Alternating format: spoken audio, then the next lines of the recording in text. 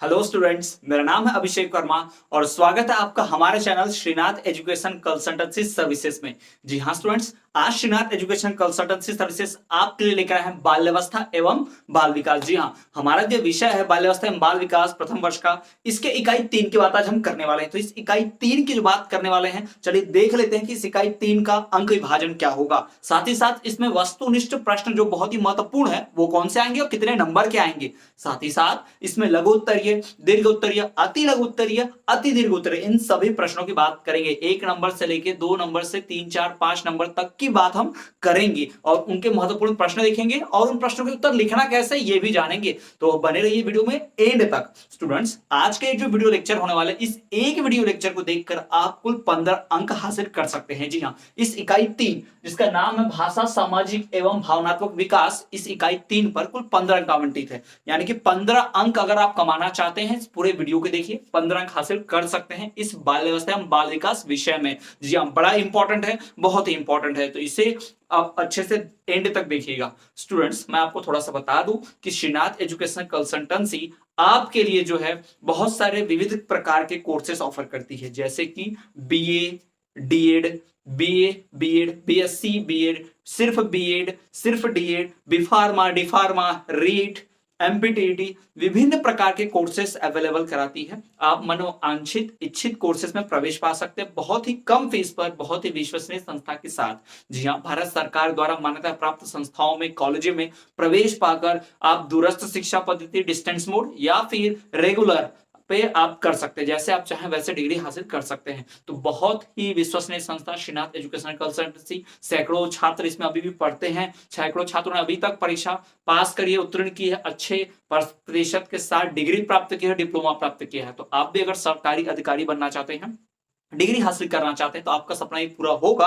आपको जुड़ना है श्रीनाथ एजुकेशन कंसल्टेंसी के साथ। दिए गए नंबर पे आप संपर्क कर सकते हैं, साथ ही साथ विविध प्रकार के कोर्सेज की जानकारी भी ले सकते हैं। तो स्टूडेंट्स, ये तो बात हो गई श्रीनाथ एजुकेशन कंसल्टेंसी की। अगर आप हमारे चैनल पर नए हैं तो चैनल को सब्सक्राइब जरूर कीजिए, बेल नोटिफिकेशन को ऑल पर रखिए। साथ ही साथ वीडियो आपको कैसी लगती है ये भी जरूर कमेंट कीजिए, लाइक कीजिए। तो आज के वीडियो लेक्चर में हम बात करेंगे बाल्यावस्था एवं बाल विकास विषय के इकाई 3 की। जी हाँ, अब हम बात कर लेते हैं सबसे पहले इस इकाई 3 के अंक आवंटित जो है, इसके ऊपर अंक विभाजित जो है उसकी बात करते हैं। तो स्टूडेंट्स, ये जो इकाई 3 है भाषा, सामाजिक एवं भावनात्मक विकास, यह इकाई 3 कुल 15 अंक आवंटित है। जी हाँ, इस पर कुल अंक आवंटित है 15, यानी 15 नंबर मिलेंगे आपको इस एक इकाई से।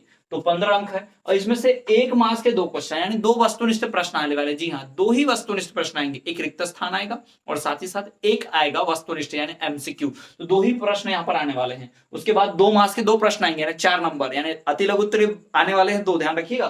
साथ ही साथ 4 नंबर का भी एक प्रश्न आने वाला है और 5 नंबर का भी एक प्रश्न आने वाला है। 5 और 4 9, 9 और 4 13, 13 और 2 15। तो इस प्रकार से इस पूरी इकाई पर जो अंक आवंटित है वो कितने हैं? 15 अंक आवंटित है। ठीक है, यहाँ पर 15 अंक आवंटित है इस इकाई 3 पर। इस इकाई का नाम है भाषा, सामाजिक एवं भावनात्मक विकास। भाई यहाँ पर सामाजिक भाषा की बात होगी, साथ ही साथ भावनात्मक विकास की बात होगी। तो ये पूरा जो इकाई है, ये पूरा जो सब चलने वाला है बहुत ही महत्वपूर्ण है। इस पे जितने भी प्रश्न आएंगे वो सारे प्रश्न भाषा, सामाजिक से संबंधित होंगे, भावनात्मक विकास से संबंधित होंगे। जी हाँ, ये ध्यान रखिएगा। तो इस पूरे इकाई में आपको ये ध्यान रखना है। स्टूडेंट्स, अक्सर क्या करते हैं छात्र, जब पढ़ना शुरू करते हैं, जब भी पढ़ना शुरू करेंगे तो फटाफट प्रश्न उत्तर पढ़ने लगते हैं। ये नहीं सोचते कि इकाई किस टॉपिक पर है, किस से जुड़े हुए प्रश्न आ सकते हैं, महत्वपूर्ण कौन से होते हैं। तो मैं आपको यही हर बार सजेस्ट करता हूं स्टूडेंट्स को कि पहले पाठ को जानिए। भाई भाषा, सामाजिक यानी समाज से जुड़ी भाषा एवं भावनात्मक विकास, यानी बालक के भावनात्मक विकास, फीलिंग, संवेग, भावनात्मक विकास के बारे में ज्यादा बात करेगा, है ना। तो इस इकाई में यही सारे प्रश्न होंगे। तो चलिए बिना किसी देरी के, अब हम अंक विभाजन जान चुके हैं, इकाई के बारे में जान चुके हैं, तो कौन से महत्वपूर्ण प्रश्न उत्तर है, वस्तुनिष्ठ प्रश्न उत्तर, ये सब जानना शुरू करते हैं। तो सबसे पहले देखते हैं यहाँ पर, चलिए देखिए, यहाँ पर जो पहला वस्तुनिष्ठ प्रश्न दिया है कि 5 से 12 वर्ष तक की आयु को क्या कहते हैं। 5 से 12 वर्ष तक की जो आयु होती है उस आयु को कहते क्या है? तो भाई उस आयु को कहते हैं बाल्यावस्था। क्या कहते हैं उसे? बाल्यावस्था कहते हैं। 5 से 12 वर्ष तक की आयु को कहते हैं बाल्यावस्था। दूसरा, चरित्र विकास का मुख्य संबंध किससे है? भाई चरित्र विकास का मुख्य संबंध है नैतिक विकास से। चरित्र विकास का मुख्य संबंध किससे? नैतिक विकास से। अभी बताया कि भाई 5 से 12 वर्ष की आयु को बाल्यावस्था, भाई शून्य से लेके जन्म से लेके 3 वर्ष तक की जो अवस्था होती है उसको शिशु अवस्था बोलते हैं। ठीक है, 0 से 3, 0 से 5 तक की जो आयु है उसको शिशु अवस्था, फिर 5 से 12 तक की बाल्यावस्था, और 12 से 18 ये जो 6 साल का गैप है इसको बोलते हैं क्या? हम शैशवावस्था, और ये किशोर अवस्था बोलते हैं उसको। शैशवावस्था, बाल्यावस्था, किशोर अवस्था, याद रखिएगा ध्यान से। तो शिशु अवस्था 0 से 5, बाल्यावस्था 5 से 12, और 12 से 18 किशोर अवस्था। तो ये 3 अवस्थाएं होती हैं बालक के जीवन में। तो 5 से 12 वर्ष तक की आयु को क्या कहते हैं? बाल्यावस्था कहते हैं। तीनों को कुछ भी पूछ सकता है, ध्यान रखिएगा। दूसरा, चरित्र विकास का मुख्य संबंध भाई किससे है? चरित्र विकास का मुख्य संबंध, यानी किसी का भी चरित्र विकास करना है तो उसका मुख्य संबंध किससे होता है? उसका मुख्य संबंध होता है नैतिक विकास से। किससे होता है उसका मुख्य संबंध? नैतिक विकास से। अगला देखिए, शिशु अवस्था में कौन सा विकास सर्वाधिक होता है? भाई शिशु अवस्था में जब शिशु बालक जन्म लेता है तो वह शिशु शैशव अवस्था में होता है, तो उस अवस्था में उसका सबसे ज्यादा क्या विकास होता है? भावनात्मक होता है, शारीरिक होता है, मानसिक होता है, क्या होता है? तो भाई उसका सबसे ज्यादा शारीरिक विकास होता है। उसका शरीर बड़ा जल्दी फटाफट बढ़ता है ना, शारीरिक विकास बहुत जल्दी होता है। तो शिशु अवस्था में कौन सा विकास सर्वाधिक होता है? तो भाई शारीरिक विकास सर्वाधिक होता है, सबसे ज्यादा होता है। अगला देखिए, प्रश्न क्रमांक 4, शिशु के व्यवहार का आधार क्या होता है? भाई शिशु के व्यवहार का आधार संवेग होता है, भावनात्मक। हर चीज को भावना से, बिना स्वार्थ के, बिना झूठ के, है ना, बिल्कुल स्वार्थ रहित उसका एक बिहेवियर, व्यवहार होता है। तो वो संवेग यानी भावनात्मक विकास से जुड़ा होता है। जो बच्चे मन के सच्चे कहते हैं ना, तो पूरे मन से कार्य करते हैं। अगर वो आपसे कोई चीज मांग रहे तो मन से मांगेंगे, अगर वो आप पे भरोसा करते तो मन से भरोसा करते हैं, दिखाने के लिए नहीं। तो शिशु का जो व्यवहार होता है, शिशु के व्यवहार का मुख्य आधार क्या होता है? संवेग, यानी कि भावना, भावनात्मक आधार होता है। ठीक है, ध्यान रखिएगा, शिशु के व्यवहार का आधार होता है संवेग, भावनात्मक। अगला, बालक की जिज्ञासा की जानी चाहिए। क्या की जानी चाहिए भाई? शांत करनी चाहिए ना। बालक की जो जिज्ञासा है उसको शांत करना चाहिए। बालक की जिज्ञासा शांत की जानी चाहिए। अगला, शिशु क्रोध और प्रेम में अंतर करने लगता है 6ठे माह में। शिशु जब 6वें माह तक आ जाता है तो क्रोध और प्रेम में अंतर करने लगता है कि कौन उस पर क्रोध कर रहा है, कौन उससे प्रेम कर रहा है, इसमें वो अंतर समझने लग जाता है। ये 6वें माह में होता है, याद रखिए। बालक की जिज्ञासा को हमेशा शांत करना चाहिए, दबाना नहीं चाहिए, हटाना नहीं चाहिए, उसके सवालों का जवाब देकर उसे शांत करना चाहिए। दूसरा, बालक जो है, शिशु जो है, वह क्रोध और प्रेम में अंतर कब समझने लगता है? शिशु क्रोध और प्रेम में अंतर करने लगता है 6वें माह में। कौन से माह में? 6ठे माह में। जी हाँ, 6वें माह में वह क्रोध और प्रेम में अंतर करने लगता है। कौन? शिशु। आगे बढ़ते हैं। सबसे अच्छा मनोरंजन का साधन क्या है? भाई सबसे अच्छा मनोरंजन का साधन जो है वो है धार्मिक साहित्य। सबसे अच्छा मनोरंजन का साधन हो ही क्या सकता है धार्मिक साहित्य के अलावा? जी हाँ, इतने सारे धार्मिक साहित्य हैं जिसमें धार्मिक बातें, जीवन जीने की, जीवन में सफलता प्राप्त करने की, गलतियों से छुटकारा पाने की, गलतियों को सुधारने की, इन सब चीजों की जो बातें हैं धार्मिक साहित्यों में लिखी गई। सतमार्ग पे चलने की, कुमार्ग से बचने की। जी हाँ, और हर प्रकार का विकास जो करना है। कहा भी जाता है श्रीमद् भगवत गीता में संपूर्ण संसार का सभी परेशानियों का हल दिया हुआ है। ठीक, तो धार्मिक साहित्य जो है सबसे अच्छा मनोरंजन का साधन है, धार्मिक साहित्य। आगे बढ़ते हैं। बच्चे सबसे पहले कौन सी भाषा सीखते? तो भाई मातृभाषा सीखते। बच्चा सबसे पहले सीखता है, क्या सीखता है? रोना नहीं सीखता है, मातृभाषा। बहुत लोग रोना लिख देंगे, बच्चा सबसे पहले रोना सीखता है। भाई सीखता नहीं है रोना, रोना कोई सिखाने की जरूरत नहीं है, रोना आ जाता है। ठीक है, तो मातृभाषा सीखते हैं सबसे पहले। बच्चे कौन सी भाषा सीखते हैं? तो मातृभाषा सीखते हैं ना। वैसा मातृभाषा, वो स्कूल में पढ़ने वाली भाषा नहीं सीखेंगे, पहले घर पे रहने वाले। क्योंकि बालक 2.5-3 साल का जब तक नहीं हो जाता, 3 साल का, तब तक उसे घर पर रहना है। और 3 साल का उसे बोलना आ जाता है, तो वो कौन सी भाषा बोलता है? भाई मातृभाषा, जो घर पर बोली जाती है, जो उसके माँ बाप, उसके सगे संबंधी, पारिवारिक लोग, सामाजिक लोग बोलते हैं। तो सबसे अच्छा मनोरंजन का साधन है धार्मिक साहित्य। बच्चे सबसे पहले मातृभाषा सीखते हैं। अगला, कि बालक की जिज्ञासा भाई क्या कहलाती है? संवेग कहलाती है। बालक की जो जिज्ञासा है उसे क्या कहते हैं? संवेग कहते हैं। तो बालक की जो जिज्ञासा है वह संवेग कहलाती है। बालक की जिज्ञासा संवेग कहलाती है। अगला, कि संवेगों का संबंध किससे होता है? भाई संवेगों का संबंध होता है मूल प्रवृत्तियों से। संवेगों का संबंध, संवेग मतलब भावना समझिए, इमोशनल फीलिंग समझिए। तो संवेगों का संबंध किससे होता है? भाई संवेगों का संबंध मूल प्रवृत्तियों से होता है। प्रवृत्ति मतलब आदत, पुरानी हरकतों से, आदतों से। तो मेन आदतों से, हमारी जो मुख्य आदतें हैं, प्रवृत्तियां हैं, हमारे जो लक्षण है, वही क्या है? हमारे संवेगों का संबंध। हम जैसा करेंगे वैसा हमें मिलेगा। ठीक है, ध्यान रखिए कि संवेगों का संबंध जो है मूल प्रवृत्तियों से होता है। किससे होता है? मूल प्रवृत्तियों से। अब बढ़ते हैं, चलिए अगले प्रश्नों के उत्तर के, जो लघु उत्तरीय और अति लघु उत्तरीय में आ सकते हैं। लेकिन उससे पहले हमने जो भी वस्तुनिष्ठ पढ़े हैं, यहां से 2 आएंगे गारंटी, यहीं से दो वस्तुनिष्ठ प्रश्न आएंगे। तो वो कौन से दो वस्तुनिष्ठ प्रश्न होंगे, चलिए एक बार फिर से रिवाइज कर लेते हैं हमने जो जो भी पढ़ा। पहला, 5 से 12 वर्ष तक की आयु को कहते हैं क्या, बाल्यावस्था। बाल्यावस्था कहते हैं। शैशव अवस्था 0 से 3, 0 से 5 तक होती है। 12 से 18 वर्ष की आयु को किशोर अवस्था करते हैं। तीनों हमसे क्यों आ सकता है, तीनों वस्तुनिष्ठ ऐसा पूछ सकता है, तीनों को ध्यान में रखना है। बढ़ते अगले की ओर। चरित्र विकास का मुख्य संबंध क्या है भाई, नैतिक विकास से। चरित्र विकास का जो मुख्य संबंध है वो किससे है, नैतिक विकास से है। जी हाँ, चरित्र विकास का मुख्य संबंध नैतिक विकास से है। शिशु अवस्था में कौन सा विकास सर्वाधिक होता है भाई, शारीरिक। शारीरिक विकास सबसे ज्यादा होता है। शिशु अवस्था में बालक का शरीर बहुत जल्दी फटाफट बढ़ता है, तो शारीरिक विकास जो है सबसे ज्यादा होता है। अगला, शिशु के व्यवहार का आधार क्या होता है, शिशु के व्यवहार का आधार संवेग होता है। क्या होता है, संवेग, यानी कि भावनात्मक। जी हाँ, शिशु के व्यवहार का आधार होता है संवेग। अगला, बालक की जिज्ञासा क्या करनी चाहिए भाई, अगर कोई बालक जिज्ञासु है, वो कुछ जानना चाहता है, उसमें कुछ जानने की इच्छा है, ललक है, तो जिज्ञासा शांत करनी चाहिए।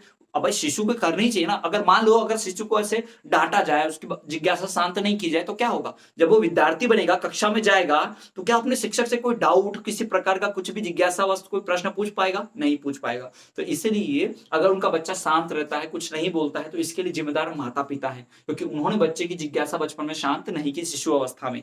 ठीक है, तो इस बात को ध्यान में रखना चाहिए।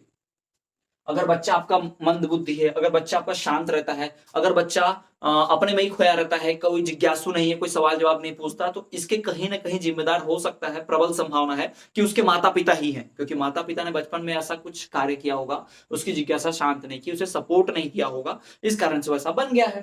ठीक है, तो बालक की जिज्ञासा शांत की जानी चाहिए। शिशु क्रोध और प्रेम में अंतर करने लगता है 6वें माह से। जी हाँ, 6ठे माह में वो क्रोध और प्रेम में अंतर करने लगता है। जन्म के 6ठे माह में, जन्म होने के बाद 6 महीने तक जब आ जाता है, उस आयु हो जाती है, तो वो क्रोध और प्रेम में अंतर करने लग जाता है। अगला, सबसे अच्छा मनोरंजन का साधन क्या है भाई, धार्मिक साहित्य। सबसे अच्छा जो मनोरंजन का साधन है वह है धार्मिक साहित्य। सबसे अच्छा मनोरंजन का साधन है धार्मिक साहित्य। अगला, बच्चे सबसे पहले कौन सी भाषा सीखते भाई, मातृभाषा सीखते हैं। बच्चे सबसे पहले मातृभाषा सीखते हैं।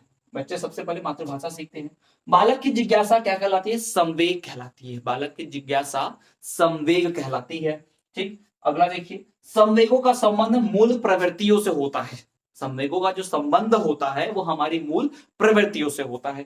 चलिए आगे बढ़ते हैं। अब बढ़ते हैं लघुत्तरीय और अति लघुत्तरीय प्रश्नों के उत्तर, और इनसे हम दीर्घोत्तरीय प्रश्न भी लिख सकते हैं इनकी सहायता से, उनको हम देखेंगे। तो देखिए यहाँ पर पहला है, वाणी दोष के कारण लिखिए। वाणी दोष यानी बोलने में जो प्रॉब्लम होती है, जो दोष होता है, उसके कारण लिखिए। क्या क्या कारण हो सकते हैं। ठीक है, मैं भी बहुत फास्ट बोलता हूं, कभी कभी गलत प्रोनाउंस कर जाता हूं, तो ये मेरी वाणी का दोष है। इसके कारण क्या हो सकते हैं, चलिए हम जान लेते हैं कुछ मुख्य कारण क्या होते हैं। सबसे पहला, वंशानुक्रम।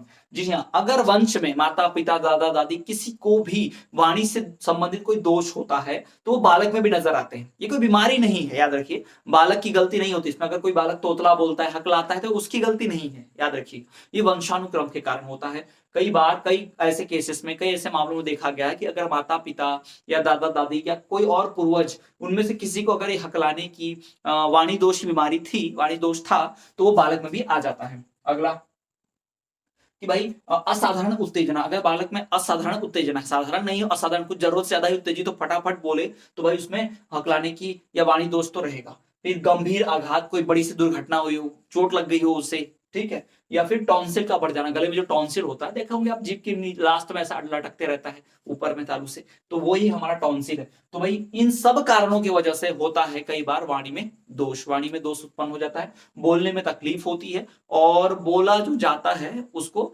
उसमें दोष नजर आता है, साफ और सुथरा क्लियर नहीं बोल पाते हैं।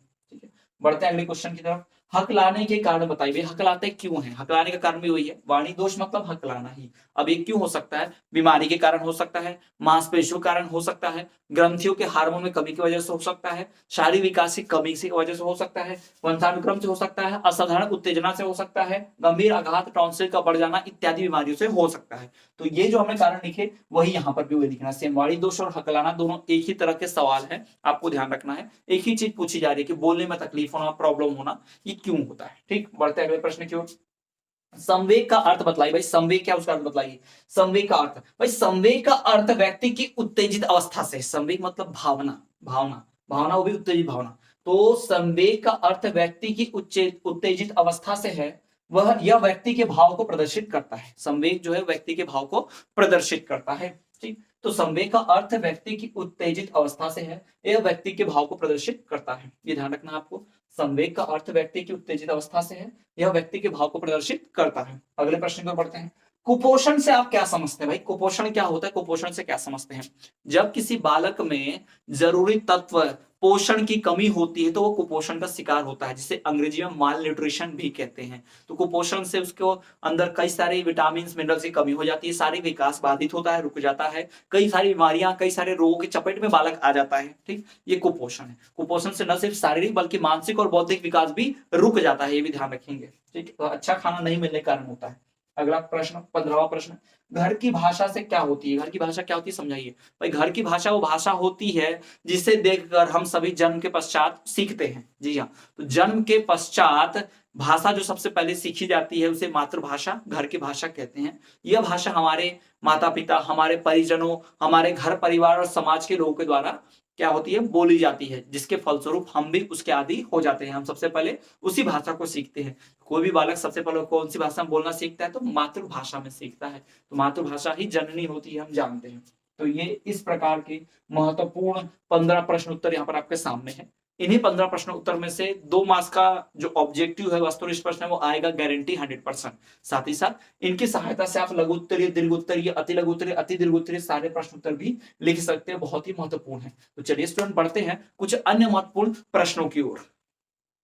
तो चलिए स्टूडेंट हम शुरू करते हैं, अन्य महत्वपूर्ण प्रश्नों की बात करते हैं, उनके उत्तर कैसे लिखने की बात करेंगे। लेकिन उससे पहले मैं आपको बता दूं कि श्रीनाथ एजुकेशन कंसल्टेंसी सर्विसेज आपके लिए विविध प्रकार के कोर्सेस लाते हैं, जैसे कि B pharma, D pharma, BA, BEd, BSc BEd, DEd, BEd, रीड, एमपीटीटी, इन सभी की तैयारी करवाई जाती है। साथ ही साथ आपको जितने भी विभिन्न कोर्सेज में एडमिशन लेना है उनकी जानकारी जाननी है, उनके फीस के बारे में जानना है, ये सब कुछ आपको इन नंबरों पे जानकारी मिल जाएगी। दिए गए नंबरों पर संपर्क कीजिए और जुड़िए एक विश्वसनीय संस्था के साथ, श्रीनाथ एजुकेशन कंसल्टेंसी। सैकड़ों छात्रों ने अपना भविष्य उज्जवल बनाया हमारे साथ जुड़कर। आप भी अपना सुनहरा अवसर पा सकते हैं, सरकारी अधिकारी बनने का, डिग्री प्राप्त करने का, अपना सपना पूरा कर सकते हैं। दिए गए नंबर पर संपर्क कीजिए, जुड़िए श्रीनाथ एजुकेशन कंसल्टेंसी के साथ। तो चलिए स्टूडेंट्स, बिना देरी के अब हम आगे बढ़ते हैं और देखते हैं महत्वपूर्ण प्रश्नों को। तो इसमें सबसे महत्वपूर्ण प्रश्न एक है कि बालक के सामाजिक विकास को प्रभावित करने वाले कारक लिखिए। अब जब कभी ऐसे प्रश्न आएंगे तो आपको ध्यान ये रखना है कि इन प्रश्नों को हमेशा पॉइंट वाइज लिखना है। कैसे लिखना है? जैसे कि प्रश्न है बालक के सामाजिक विकास को प्रभावित करने वाले कारक लिखिए, तो उत्तर में कैसा लिखेंगे? बालक के सामाजिक विकास को प्रभावित करने वाले कारक निम्नलिखित दिए गए हैं, डैश, फिर नंबर 1 नेतृत्व, फिर डैश, फिर नेतृत्व को भी एक्सप्लेन कीजिए। नंबर 2 संवेग, डैश, संवेग को एक्सप्लेन कीजिए। नंबर 3 खेल, डैश, खेल को एक्सप्लेन कीजिए। ऐसा करने से आपका उत्तर जो है बड़ा सा 1.5-2 पेज का बन जाएगा और आपको 4-5 नंबर, 3 नंबर देने से कोई रोक नहीं सकता, आपको पूरे नंबर मिलेंगे। ठीक है, तो देखिए बालक के सामाजिक विकास, बालक जो समाज में रहता है तो सामाजिक विकास में कुछ कुछ कारण आते हैं जिससे उसका सामाजिक विकास अच्छा या बुरा होता है। तो उन कारणों की बात कर रहे हैं। तो अगर नेतृत्व क्षमता रहेगी, बालक जो है नेतृत्व करेगा या किसी के नेतृत्व में कार्य करेगा, तो उसके अंदर वो सामाजिक विकास होगा। संवेग यानी भावनात्मक विकास, खेल, बाल दल, बाल दल यानी बच्चों का जो ग्रुप होता है, बच्चों का जो गैंग, उनका जो दल होता है, उसके प्रति उनकी बहुत आस्था होती है, तो उन्हें टीम वर्क करना बड़ा अच्छा लगता है, इससे ये भावना उनमें विकसित होती है। आर्थिक एवं सामाजिक स्तर, इससे भी उनमें व्यवहार में परिवर्तन आता है या उनका व्यवहार उसी अनुरूप ढलता है। आप देखोगे अमीर घर के जो बच्चे होते हैं उनका रहन सहन, और गरीब घर के मध्यम वर्ग के जो बच्चे रहेंगे उनका रहन सहन देखेंगे आप, तो ये उनके सामाजिक और आर्थिक स्तर पर निर्भर करता है। ठीक, तो बालक के सामाजिक विकास को प्रभावित करने वाले कारक है नेतृत्व, संवेग, खेल, बाल दल, आर्थिक एवं सामाजिक स्तर। ठीक, बढ़ते हैं अगले प्रश्न की ओर। बचपनावस्था में कुछ विशिष्ट सामाजिक व्यवहार का वर्णन कीजिए। बचपन वाली अवस्था में कुछ विशिष्ट सामाजिक व्यवहार का वर्णन करना है, तो यहाँ भी बिल्कुल वैसे लिखेंगे कि बचपन अवस्था में कुछ विशिष्ट सामाजिक व्यवहारों का वर्णन निम्नलिखित दिया गया है। कुछ निम्नलिखित व्यवहार होते हैं बचपन अवस्था में। कौन से भाई? पहला अनुकरण। अनुकरण का अर्थात होता है किसी और को फॉलो करना। उदाहरण के तौर पर बालक जो है अपने शिक्षक, अपने सहपाठी, अपने परिवार के सदस्य, अपने पिताजी, अपने भाई बहन, इनका क्या करता है? वो अनुसरण करता है, फॉलो करता है। या टीवी में कोई इसने कुछ देख लिया, हीरो हीरोइन, आइडियल है ना, क्रिकेटर, इनको भी देख के वो फॉलो करता है। ठीक, तो अनुकरण करना ये सबसे पहला सामाजिक व्यवहार में से एक है। आश्रितता, आश्रितता यानी दूसरे पर आश्रित होना, दूसरे पर निर्भर होना, यह भी एक गुण है जो बालकों के अंदर सामाजिक तौर पर आ जाता है।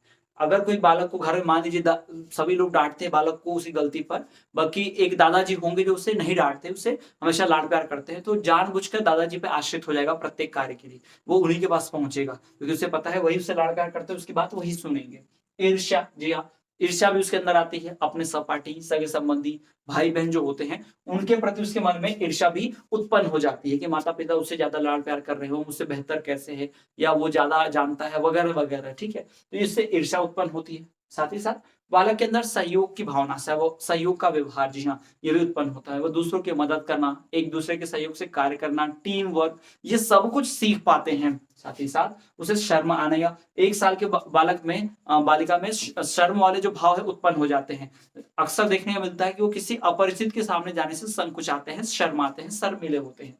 अवरोधी व्यवहार, उन्हें जो करने के लिए कहा जाए या जो करने से मना किया जाए वो वही करेंगे, या जो करने को कहा जाए वो नहीं करेंगे। उनके अंदर अवरोधी व्यवहार यानी कि विरोध करने की भावना जो है उत्पन्न होने लगती है। ये सामाजिक व्यवहारों में से एक है। तो बालपन अवस्था में कुछ विशिष्ट सामाजिक व्यवहार कौन कौन से हैं? पहला अनुकरण, दूसरा आश्रितता, तीसरा ईर्ष्या, चौथा सहयोग, पांचवा शर्म, छठवा अवरोधी व्यवहार। ठीक, तो ये हो गया। बढ़ते अगले प्रश्न की ओर। संवेगों के प्रकार का वर्णन कीजिए। संवेग होते हैं उनके प्रकार। भाई संवेग मतलब भावनात्मक अर्थ, भावनात्मक तीव्रता, तेजता, ठीक है, प्रवृत्ति, वही क्या है संवेग। तो संवेगों के प्रकार जो है निम्नलिखित दिए गए। नंबर 1 भय, भय यानी कि डर। बालकों में भय होता है किसी गलती पर डांट सुनने का, मार खाने का, या फिर उन्हें चिंता सताती है कोई चीज की खो गई है, कोई परेशानी।